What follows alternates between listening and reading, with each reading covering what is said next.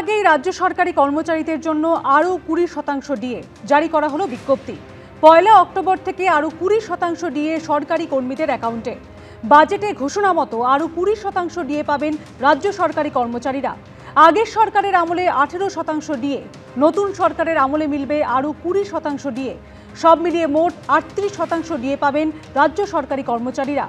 রাজ্য সরকারি কর্মী এবং পেনশনভোগীদের জন্য বড় ঘোষণা, বিজ্ঞপ্তি জারি করা হলো অর্থ দফতরের তরফ থেকে। রাজ্য সরকারি কর্মীদের বর্ধিত ডিএ নির্দেশিকা জারি করা হলো।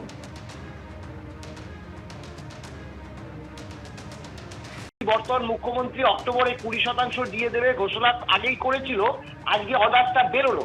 কিন্তু এই অর্ডারের মধ্যে একটা কারসাজি আছে, কারণ ব্যাপারটা হচ্ছে আমরা ড্র করছি এখন 18% ডিএ, সেটা কিন্তু উল্লেখ নেই, এবং তারা যে 20% ডিএ দিল সেটাও উল্লেখ করেনি।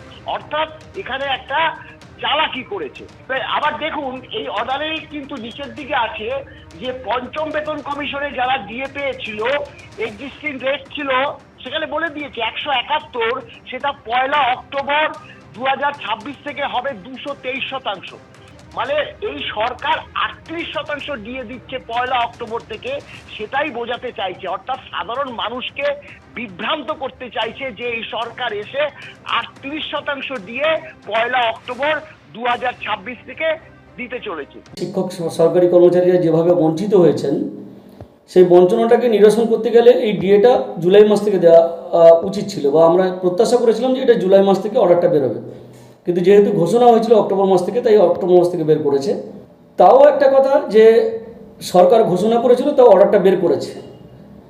আর একটা বিষয়, আমাদের সরকারের কাছে আবেদন থাকবে, এখনও পর্যন্ত আমাদের 22% ডিএ কেন্দ্রীয় হারে যে ডিএ হয়, সেই তার থেকে 22% ডিএর ফারাক থেকে গেল।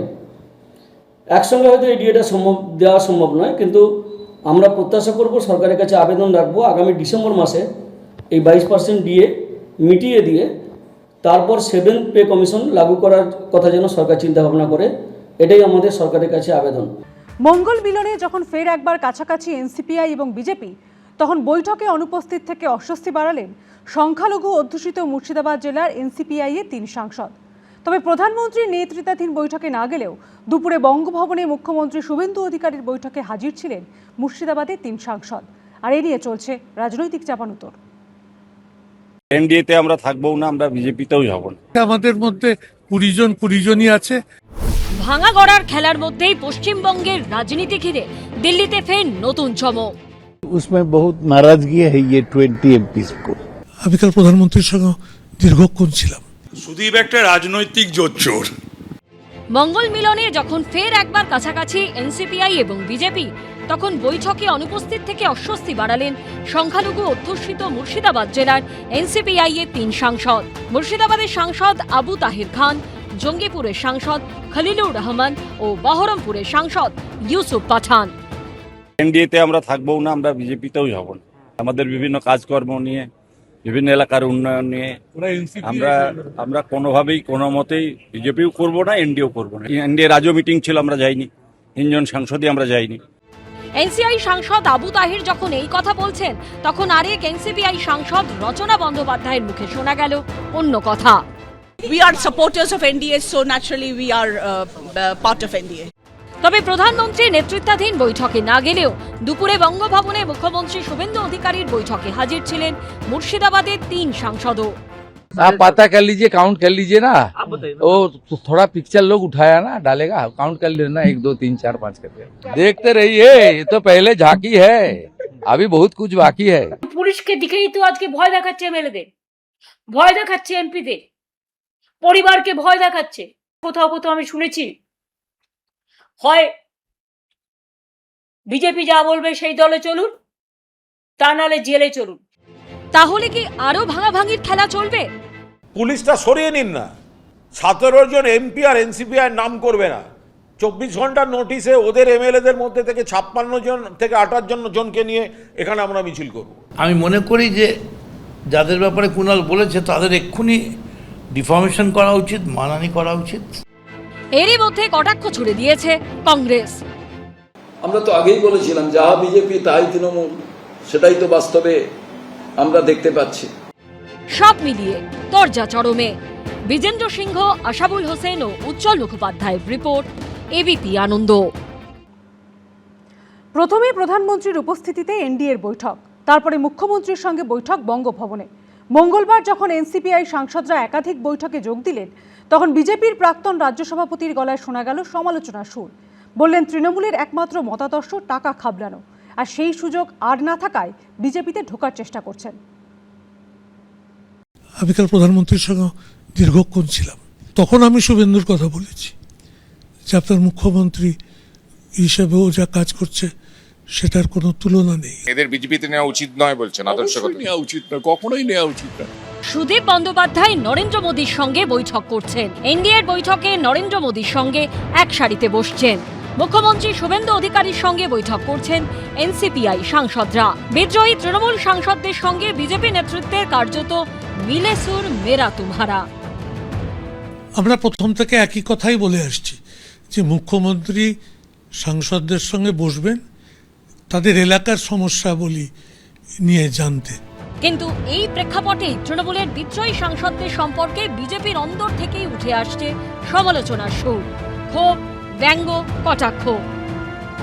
তৃণমূলের মতাদর্শ একমাত্র ছিল টাকা পয়সা খাবলানো, সে টাকা পয়সা খাবলানোর এখন সুযোগ চলে গেছে।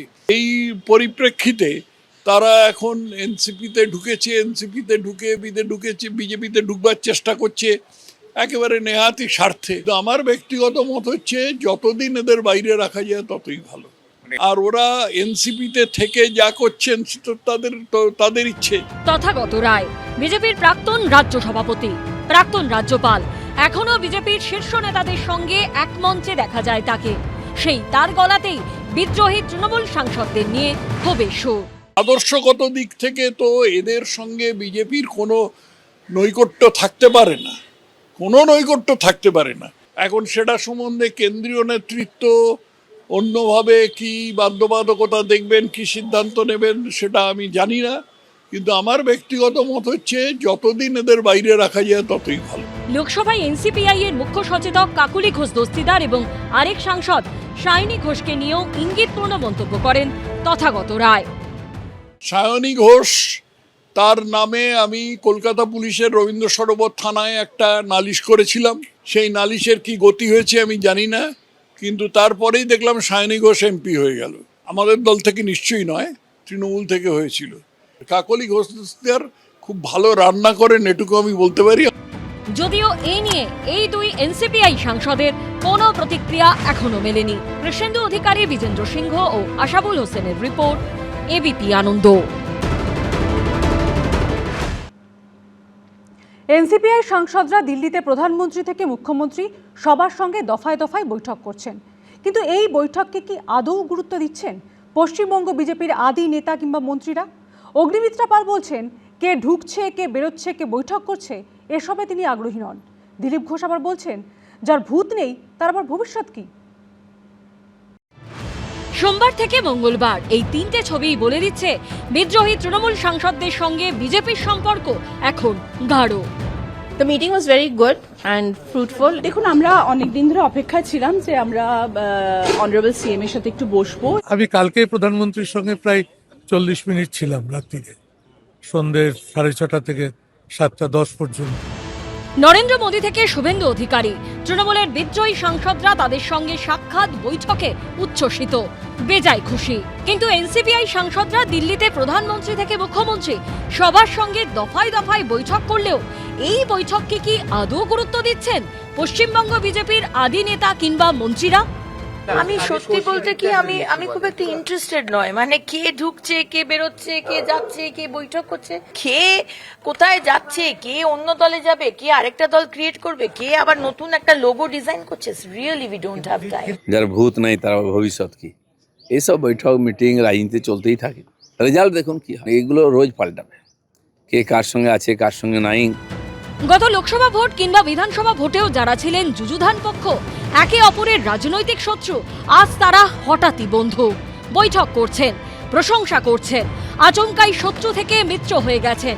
রাজনীতিতে সবই সম্ভব, কিন্তু বিধানসভা ভোটে তৃণমূল হারা মাত্র তৃণমূলের সাংসদদের একাংশের হঠাৎ করে বন্ধু হয়ে যাওয়াটা কি আদৌ ভালো চোখে দেখছেন বিজেপির সবাই? অর্ণব মুখোপাধ্যায় ও রঞ্জিত সাউয়ের রিপোর্ট, এবিপি আনন্দ। একসময় দুজনে তৃণমূল করলেও সম্পর্কের তিক্ততা ছিল মারাত্মক। এখন রাজনীতির পাকে চক্রে তাপস রায় এবং সুদীপ বন্দ্যোপাধ্যায় ফের এক শিবিরে, এনডিএতে। আর এই আবহে সুদীপ বন্দ্যোপাধ্যায় যখন প্রধানমন্ত্রী এবং মুখ্যমন্ত্রীর সঙ্গে ঘন ঘন বৈঠক করলেন, তখন তাকে চাঁচাছোলা ভাষায় আক্রমণ করলেন শিল্পমন্ত্রী তাপস রায়। আমি কাল প্রধানমন্ত্রীর সঙ্গে দীর্ঘক্ষণ ছিলাম। সুদীপ একটা রাজনৈতিক জোচ্চোর, মানে নির্লজ্জ, বেহায়া একটা, মানে এই রকম উঁচা রাজনৈতিক চরিত্র আমি বাংলায় দেখিনি। তাপস রায় ও সুদীপ বন্দ্যোপাধ্যায় এ যেন সাপে নেউলে। একসময় দুজনে একসঙ্গে তৃণমূল করলেও সম্পর্কের তিক্ততা ছিল মারাত্মক। তাপস রায়ের তৃণমূল ছেড়ে বিজেপিতে যাওয়ার অন্যতম কারণ ছিলেন সুদীপ বন্দ্যোপাধ্যায়। পরে বিজেপির হয়ে ভোটে জিতে শিল্পমন্ত্রী হন তাপস রায়। সুদীপ বন্দ্যোপাধ্যায় তৃণমূলেই থেকে যান, কিন্তু বিধানসভা ভোটের ফল বেরোতেই হঠাৎ করে তৃণমূল ছেড়ে এনসিপিআইতে চলে যান সুদীপ বন্দ্যোপাধ্যায়। আর সেই এনসিপিআই এখন বিজেপির শরিক। অর্থাৎ রাজনীতিতে পাকে চক্রে তাপস রায়, সুদীপ বন্দ্যোপাধ্যায় এক শিবিরে, এনডিএতে। কে আমি ওর সঙ্গে সম্পর্ক ওয়াক থু ওর সঙ্গে আমি সম্পর্ক করব? কোনো দিন না, কোনো অবস্থাতে না। তার কারণ ও যা করেছে আমার সঙ্গে, যে অসভ্যতা, যে নোংরামো, যে ছোট লোকমি, আমি ভুলে যাব? সুদীপ বন্দ্যোপাধ্যায় এখন দিল্লিতে ঘন ঘন প্রধানমন্ত্রী, কেন্দ্রীয় স্বরাষ্ট্রমন্ত্রী শুভেন্দু অধিকারীর সঙ্গে বৈঠক করছেন।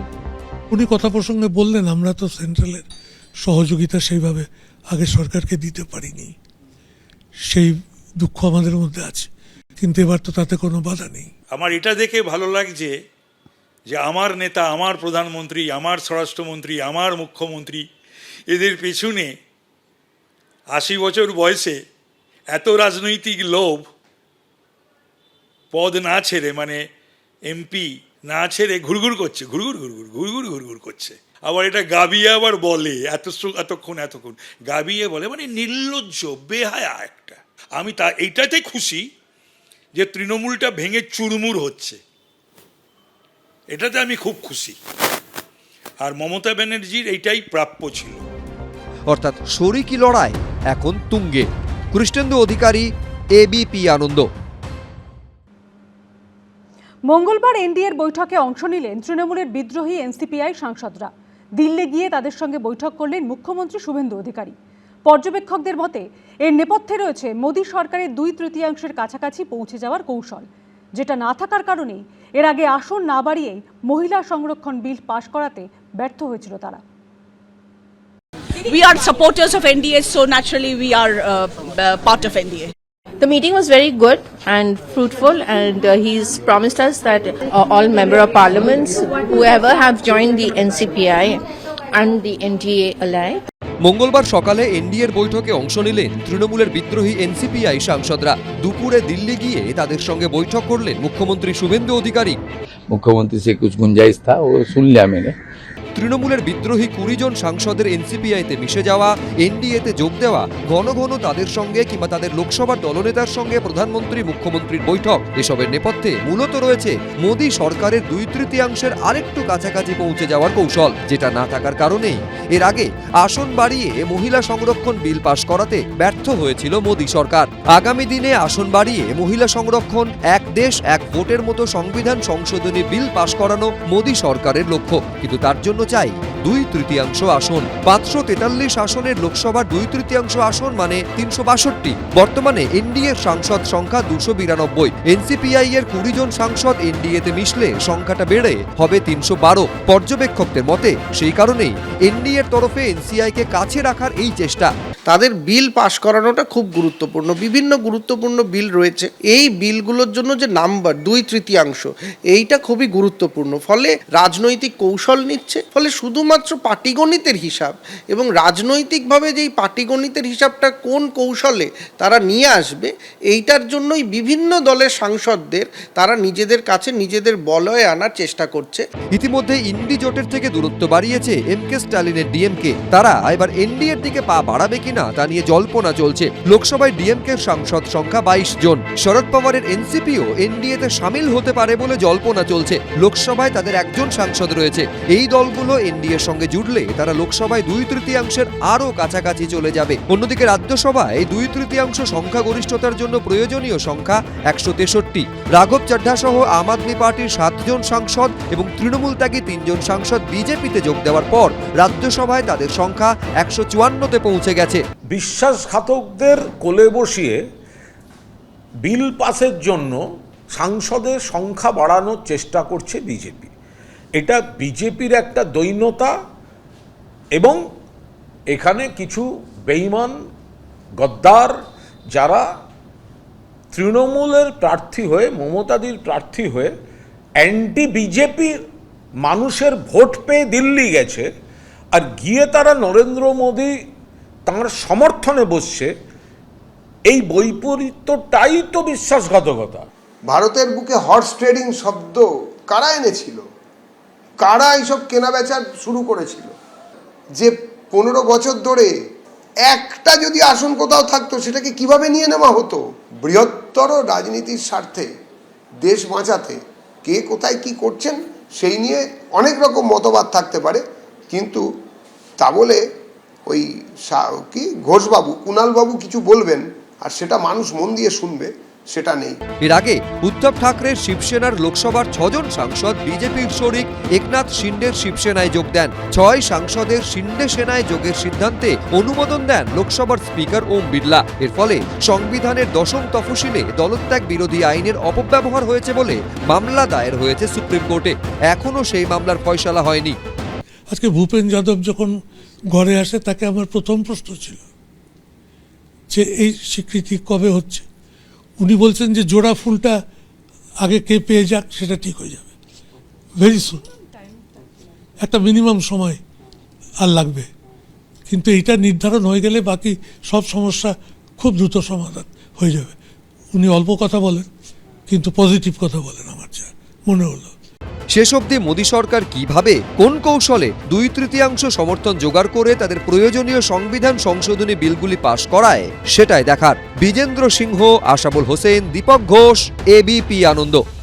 এবিপি আনন্দ, এগিয়ে থাকে, এগিয়ে রাখে।